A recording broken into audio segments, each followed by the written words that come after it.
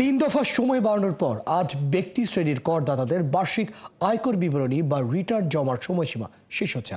এরপর জরিমানা ছাড়া রিটার্ন দেওয়া যাবে না। সর্বশেষ 30 জানুয়ারি এক আদেশে জাতীয় রাজস্ব বোর্ড এনবিআর রিটার্ন জমার সময় বাড়িয়ে 16 ফেব্রুয়ারি পর্যন্ত বর্ধিত করে। যারা অনলাইনে নয় সনাতনী পদ্ধতিতে কাগজের রিটার্ন দিতে চান তারা আজই নিজ নিজ কর কার্যালয়ে গিয়ে রিটার্ন জমা দিতে পারবেন। এদিকে এনবিআর এর তথ্য মতে চলতি অর্থ বছরে এই পর্যন্ত অনলাইনে প্রায় 15 লাখ রিটার্ন জমা পড়েছে। এখন দেশে 1,11 লাখ কর শনাক্তকরণ নম্বর বা টিআইএনধারী আছেন। সব মিলে রিটার্ন দেন প্রতি বছর 40 লাখের মতো টিআইএনধারী।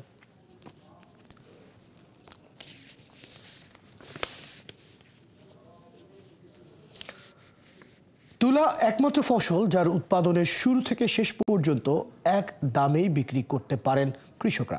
কারণ তুলার ক্রেতা কোনো ব্যক্তি বা ব্যবসায়ী নন। তুলা উন্নয়ন বোর্ডের সহায়তায় বাংলাদেশ কটন জিনিয়ার্স অ্যাসোসিয়েশন এককভাবে সব তুলা কেনে। ধানের জমিতে তুলা হয় না, তাই তুলার আবাদ বাড়লে চালের উৎপাদনও ব্যাহত হবে না। ওমর ফারুকের ছবিতে তুলা চাষের গুরুত্ব নিয়ে সুশান্ত সিনহার ধারাবাহিকের প্রতিবেদনের আজ দেখুন শেষ পর্ব। কৃষকের উৎপাদিত আলুর দাম নেই, তাই রাস্তায় ফেলে প্রতিবাদ করা কিংবা সবজির দাম না পেয়ে বাঁধাকপি গরুকে খাওয়ানোর দৃশ্য হরহামেশাই খবর হয় গণমাধ্যমে। ব্যতিক্রম কেবল তুলা, কারণ প্রণোদনার উপকরণ বিতরণের পাশাপাশি বীজ রোপণ থেকে তুলা বিক্রি পর্যন্ত সবসময় চাষিদের সাথে মাঠে থাকেন স্থানীয় তুলা উন্নয়ন বোর্ডের কর্মকর্তারা। তাই তুলা চাষ নিয়ে কৃষকের যেমন কোনো ভোগান্তি নেই, তেমনি তুলা বিক্রি করা নিয়েও কোনো উৎকণ্ঠা নেই। দাম কমে না, ওই একই দাম, মানে শুরুতে থেকে শেষ পর্যন্ত একই লেভেলের দাম থাকে আমাদের। এই হিসাবে আমাদের তুলা অনেক ভালো। একটা পয়সা একদম ওজনে, প্রত্যেকটা ক্ষেত্রে সততা, অন্যর দিক দিয়ে অনেক পার্থক্য। ইউনিট অফিসার উনি প্রতিদিনই এসে মাঠে আমাদের সাথে সময় কাটায়। তুলা নিয়ে আসার সাথে সাথে আমরা কিন্তু সেই তুলা ওজন করে তাদের কাছে যত কেজি দেয়, 1 কেজি থেকে শুরু করে মন আরও বেশি হতে পারে, সেটা আমরা সাথে সাথে কিন্তু তাদেরকে পেমেন্টটা দিয়ে দিই। যত প্রতি কেজি তুলায় কৃষক কত দাম পাবেন উৎপাদনের আগেই সেটি তুলা উন্নয়ন বোর্ড, বাংলাদেশ কটন জিনার্স সমিতি ও চাষিদের ত্রিপক্ষীয় বৈঠকে চূড়ান্ত হয়। ধানের জমিতে তুলা চাষ হয় না বলে খাদ্য নিরাপত্তা নিয়ে কোনো দুশ্চিন্তা নেই তুলা চাষ বাড়লে। ছাগলে খায় তুলা পাতা। তুলা তোলার পর গাছগুলো জ্বালানি হিসাবে ব্যবহার করে কৃষকরা। টেকনাফ থেকে তেঁতুলিয়া বাংলাদেশের যে প্রান্তেই তুলা হোক না কেন, উৎপাদন মৌসুমে কৃষক 100 টাকা কেজি দরে বিক্রি করতে পারে। চুয়াডাঙ্গার জীবননগর উপজেলা তুলা উন্নয়ন বোর্ড চত্বরে তুলা বিক্রিতে ব্যস্ত কৃষক। মজার ব্যাপার, সারা দেশের মতো এখানেও কোনো ব্যক্তি বা ব্যবসায়ী তুলা কিনছে না, তুলা কিনছে বাংলাদেশ কটন জিনার্স সমিতি। গতবারের তুলনায় এবারে 100 টাকা এ গ্রেডের তুলোর দাম বেড়েছে, একটা ভালো দিক। কটন স্টাফ এদেরকে প্রচুর, মানে এরা দেখভাল করে খুব ভালো। 1 থেকে 13 পর্যন্ত এ গ্রেড হিসাবে ধরেছি, আর 14 থেকে 15 পর্যন্ত আমরা বি গ্রেড। তুলা উন্নয়ন বোর্ডের যে সেই খাতা রেজিস্টারে একটা মেনটেন করা হয় আমাদের, যাতে চাষির কোনো ভুলভ্রান্তি না হয়, তারা যেন ক্ষতির সম্মুখীন না হয়। সমিতির নামে কেনার পর নিজ নিজ জিনিং মিলগুলোর তুলা প্রক্রিয়াজাত করার সক্ষমতার ভিত্তিতে বন্টন হয় এই তুলা। আমরা যখনই 2 লাখ হেক্টর জমি চাই তখন সরকার বলে যেন আমার ধান আগে করতে হবে। ধানের জমিতে তো তুলা হয় না, তুলা করি আমরা অ্যাটলিস্ট যে জমিগুলোতে উঁচু সেই জমিগুলোতে আমরা তুলা করি। তুলা প্রক্রিয়াজাতকারী জিনার্স সমিতি সারা দেশে তুলা চাষিদের বিনা সুদে ঋণও দিয়ে থাকে। সুশান্ত সিনহা, একাত্তর, চুয়াডাঙ্গা।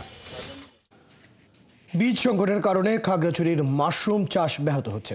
কৃষকদের অভিযোগ, মাশরুম উৎপাদনে ভরা মৌসুমে তারা ঠিকমতো বীজ পাচ্ছেন না, যে কারণে কাঙ্ক্ষিত উৎপাদন ব্যাহত হওয়ায় শঙ্কা দেখা দিয়েছে। সংকট কাটাতে মাশরুমের বীজ উৎপাদনের পদক্ষেপ নেওয়ার জন্য কৃষি সম্প্রসারণ বিভাগকে তাগিদ দিয়েছে চাষিরা। রূপান তালুকদারের প্রতিবেদন। খাগড়াছড়ি জেলা সদরের পেড়াছড়া ইউনিয়নের গোলাকোনা পাড়া গ্রামে প্রায় 75 পরিবারের বসবাস। এর মধ্যে 40 পরিবারেরও বেশি মানুষ মাশরুম চাষের সাথে যুক্ত। তারা বাড়ির বাইরের অংশে ছাউনি দিয়ে সেখানে মাশরুম চাষ করছেন, আবার অনেকে ঘরের বারান্দাতেও মাশরুম চাষ করেন। এটি সারা বছর চাষ করা গেলেও গোলাকোনা পাড়াবাসীরা এর চাষ করেন শুধু শীতের মৌসুমে। এখন বর্তমানে 1000-এর উপরে প্যাকেট আছে, আরও সামনে আমরা 1000 দেড়েক প্যাকেট করার পরিকল্পনা নিয়েছি। প্রতিবেশীরা আমার চাষ করতেছে, মানে ওনাদের দেখে মানে আমারও খুব ভালো লাগলো, ওনাদের মানে স্বাবলম্বী হচ্ছে, এটাই দেখে আমারও ভালো লেগে আমিও মানে আরম্ভ করতেছি। একই গ্রামের কৃষক শ্যামল চাকমা বিগত 8 থেকে 9 বছর ধরে মাশরুম চাষ করছেন। তিনি ঘরের এক কোণায় ছাউনি বাড়িয়ে বারান্দায় মাশরুম চাষ করছেন। কৃষকরা আরও জানান, মাশরুম চাষের বড় বাধা বীজ সংকট। এর জন্য বড় আকারের অবকাঠামো দরকার। যে পরিমাণ বীজ পাওয়ার কথা সিজন অনুপাতে সে পরিমাণ আমরা বীজ সংগ্রহ করতে পারি না। এখান থেকে আমি 2টা ঘর, একটা ভ্যান গাড়ি, তারপরে আপনার অটোক্লেভ কাম ইনোকুলেশন চেম্বার এবং যে টেকনিক্যাল সাপোর্ট, এগুলো আমি সব সময় পাই।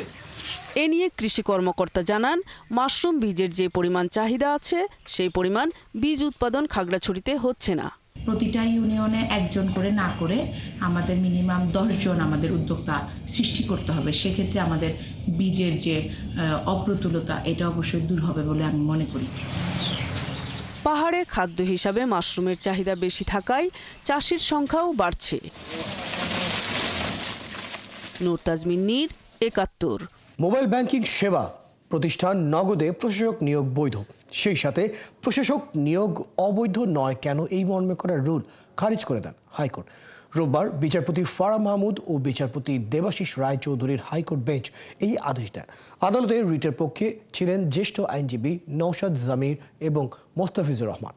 রাষ্ট্রপক্ষে ছিলেন সহকারী অ্যাটর্নি জেনারেল শাহিনুর।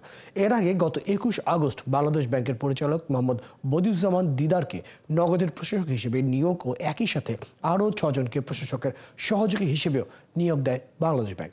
এরপর নগদের নির্বাহী পরিচালক মোহাম্মদ শাফায়েত আলম হাইকোর্টে রিট মামলা দায়ের করেন।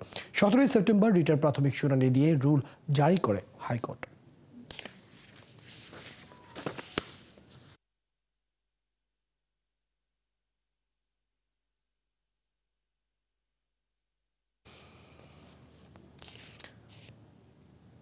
গেল বছরের ডিসেম্বরে মোবাইল ব্যাংকিংয়ে 1,64,740 কোটি টাকার বেশি লেনদেন হয়েছে, একক মাস হিসেবে যা সর্বোচ্চ। সম্প্রতি বাংলাদেশ ব্যাংকের হালনাগাদ প্রতিবেদনে এইসব তথ্য উঠে এসেছে। কেন্দ্রীয় ব্যাংকের তথ্য বলছে, বর্তমানে সেবা দেওয়া 13টি মোবাইল ব্যাংকিং সার্ভিসেস বা এমএফএস কোম্পানির মাধ্যমে 2024 সালে লেনদেন হয়েছে 17,37,000 টাকা, যা 2023 সালের তুলনায় 28.42% বা 3,84,000 কোটি টাকা বেশি। ক্রেতার সমাগমে জমজমাট হয়ে উঠেছে চট্টগ্রামের আবাসন খাতের উদ্যোক্তাদের আয়োজনে রিয়া ফেয়ার। চট্টগ্রামের 5 তারকা হোটেলে রেডিয়েশন ব্লু চট্টগ্রাম বে ভিউয়ে অনুষ্ঠিত এই মেলায় এক ছাতার নিচে সব ধরনের সুযোগ সুবিধা পাওয়ায় মেলা ঘিরে বাড়তি আগ্রহ ক্রেতা বিক্রেতাদের। প্রণশ চক্রবর্তীর প্রতিবেদন।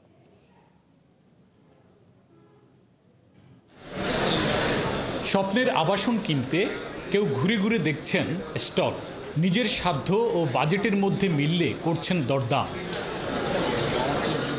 কারো ঝোঁক রেডি ফ্ল্যাটের ডিজাইন, নকশা বা নতুন টেকনোলজির দিকে, আবার কোনো ক্রেতা দেখছেন কাঙ্ক্ষিত ফ্ল্যাট বা প্লটের লোকেশন বা যোগাযোগ সুবিধা। চট্টগ্রামের 5 তারকা রেডিসন ব্লু চট্টগ্রাম বে ভিউতে অনুষ্ঠিত আবাসন মেলায় এক ছাতার নিচে সব সুযোগ সুবিধা পাওয়ায় খুশি ক্রেতারাও। ছোট বেতনের চলাফেরা করে আর কি, যাতে আমাদের সাধ্যের মধ্যে হলে পরে আমরা কিনে আমরা বসবাস করতে পারি, যেহেতু আমাদের বাড়ি করার কোনো সুযোগ নাই। অ্যামিনিটিস সবগুলো মানে আমাকে যেগুলো এনশিওর করবে প্রপারলি, তো আমি ওরকম একটা কিছু দেখতে যাচ্ছি। মধ্যবিত্তদের জন্য চিন্তা করে আমরা যেমন কন্ডোমিনিয়াম প্রজেক্টও আমরা দাঁড় করাচ্ছি। এককালীন এবং ইনস্টলমেন্টের উপর একটা ভালো ডিসকাউন্টের সুযোগ রেখেছি। ইনোভেশন, টেকনোলজি, তারপরে আইডিয়াস, ডিজাইন, এগুলো নিয়ে আমরা কাজ করব। মেলা উপলক্ষে বিক্রেতা ও প্রতিষ্ঠানগুলো দিচ্ছে নানান অফার ও প্যাকেজ। খরচের দিকটা আর না করে আমরা এখন সেই যুগে প্রবেশ করতে যাচ্ছি এবং আবাসন খাতে আমরা একটা নতুনত্ব আনতেছি। যে আস্থা নিয়ে আসতেছে, আমরা ওই আস্থাটা ধরে রাখার জন্য ওনাদের যত ধরনের সার্ভিস দেওয়া দরকার সব আমরা দিচ্ছি। আমরা স্মার্ট হোম করার চিন্তাভাবনা নিয়ে এখন নামছি। আমাদের নতুন অনেকগুলো প্রোডাক্ট অলরেডি আমরা লঞ্চ করেছি। একই ছাদের নিচে অনেকগুলো ভালো কোম্পানি, তাদের প্রজেক্টগুলো আছে এবং যারা ক্লায়েন্ট আসবেন তারা যাচাই বাছাই করে আমাদের এই যে কোনো কোম্পানি থেকে নিলে তারা নিশ্চিত। প্লট বা ফ্ল্যাট কিনে কেউ যাতে প্রতারিত না হন বা আইনি কোনো জটিলতায় না পড়েন, তার জন্য বিশেষ ব্যবস্থা আছে জানান মেলার আয়োজকরা। রেহাব সদস্যদের বাইরে থেকে আপনি যখন ফ্ল্যাট কিনবেন এই সুবিধাটা পাবেন না, ওনাদের কোনো দায়বদ্ধতা নেই। মেলা চলবে 16 ফেব্রুয়ারি পর্যন্ত। সকাল 10টা থেকে রাত 9টা পর্যন্ত খোলা থাকবে stall. Pranabesh Chakraborty, ৭১, Chattogram. Independent university বাংলাদেশে অনুষ্ঠিত হলো ঢাকা নর্থ আঞ্চলিক ফিজিক্স অলিম্পিয়াড 2025। শুক্রবার বিশ্ববিদ্যালয়ের কেন্দ্রীয় অডিটোরিয়ামে আইইউবির ডিপার্টমেন্ট অফ ফিজিক্যাল সায়েন্স আয়োজিত এই অলিম্পিয়াডে সমাপনী ও পুরস্কার বিতরণী অনুষ্ঠান সম্পন্ন হয়। এ সময় উপস্থিত ছিলেন বিশ্ববিদ্যালয়ের উপাচার্য প্রফেসর এম তামিম, ঢাকা বিশ্ববিদ্যালয়ের পদার্থবিজ্ঞান বিভাগের অধ্যাপক নওরিন আহসান এবং অধ্যাপক খন্দকার সাদাত হোসেন।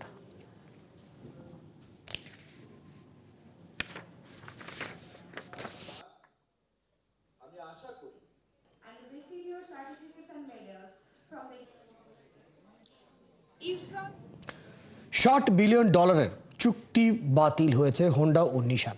বার্তা সংস্থা রয়টার্সের তথ্য মতে এই জাপানি গাড়ি নির্মাতা দুটির একীভূত হওয়ার সম্ভাবনা আর নেই। BYDর মতো চীনা বৈদ্যুতিক গাড়ি নির্মাতাদের টেক্কা দিতে একীভূত হওয়ার কথা চলছিল জাপানের অন্যতম শীর্ষ গাড়ি তৈরির প্রতিষ্ঠান হোন্ডা ও নিশানের মধ্যে। তবে সম্প্রতি নিশানকে হোন্ডার অধীনে কাজ করার মত পার্থক্যের কারণে একীভূত হওয়া নিয়ে জটিলতা দেখা দিয়েছিল, কিন্তু চুক্তি বাতিল হওয়ায় সেই আলোচনা এখন ভেস্তে গেছে। এদিকে তাইওয়ানের প্রযুক্তি জায়ান্ট ফক্সকনের সঙ্গে কাজ করতে প্রস্তুত নিশান।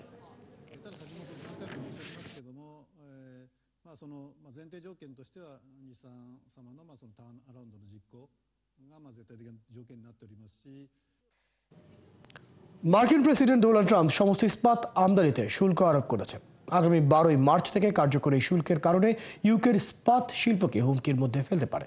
তাই শিল্পকে রক্ষায় £2.5 বিলিয়ন পর্যন্ত সহায়তার পরিকল্পনা করছে ব্রিটিশ সরকার।